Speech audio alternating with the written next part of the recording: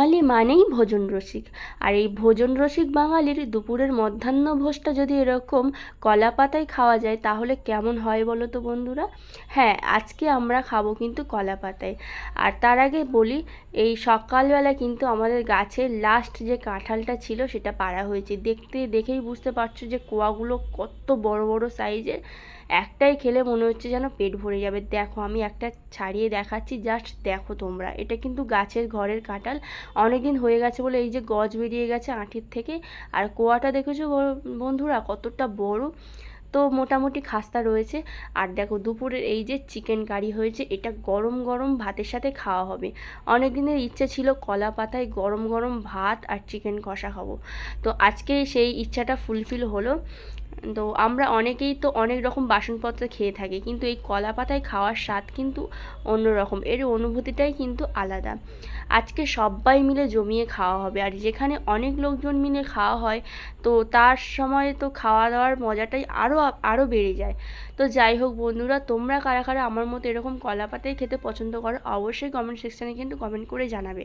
দেখো স্যালাড রয়েছে, শসা রয়েছে, পেঁয়াজ রয়েছে, গন্ধরাজ লেবু রয়েছে, কাঁচা লঙ্কা রয়েছে।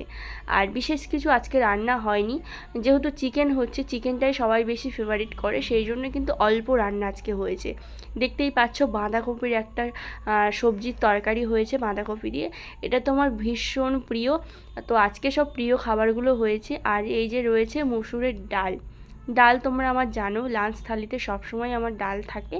তো মুসুরের ডাল লেবু দিয়ে খেতে কার না ভালো লাগে, আর সেখানে যদি গন্ধরাজ লেবু হয়, আহা, আর তো কোনো কথাই হবে না।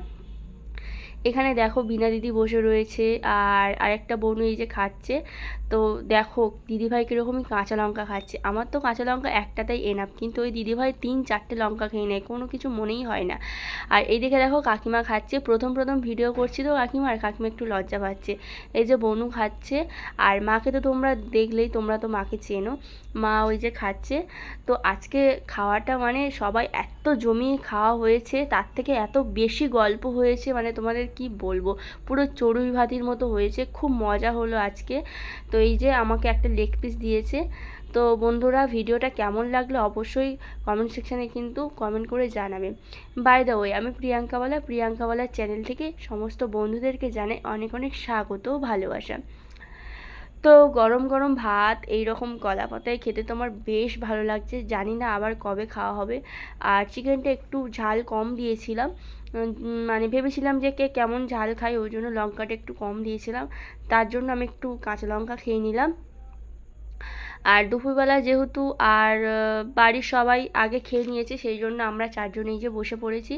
স্যালাড ছিল আর চিকেন কষাটা তোমরা দেখো, জাস্ট ফাটাফাটি হয়েছিল। তোমরাও এরকম চিকেন কষা কলা পাতায় কিন্তু খেতে পারো, খেতে কিন্তু অসম্ভব ভালো লাগছিল। আর খুব আনন্দ করছিলাম, হই হট্টগোল করছিলাম আমরা। তো যাই হোক, এই যে সবাই দেখো বিনাদি এই যে চিকেন নিচ্ছে, এই যে মানা বসে রয়েছে, আর ওই যে মা কথা বলছে। মায়ের কলা পাতাটা একদম ছোট হয়ে গিয়েছে, আমার কলা পাতাটা সব থেকে বেশি বড় হয়েছে। আর এই যে আলু, মাংসের মেন আলু, আমার আলুটা কিন্তু প্রচণ্ড ভালো লাগে। মাংসের তরকারি হলে কিন্তু আমি আগে আলুটাই পছন্দ করি, আলুটা আমার যেন বেশি প্রিয়। তো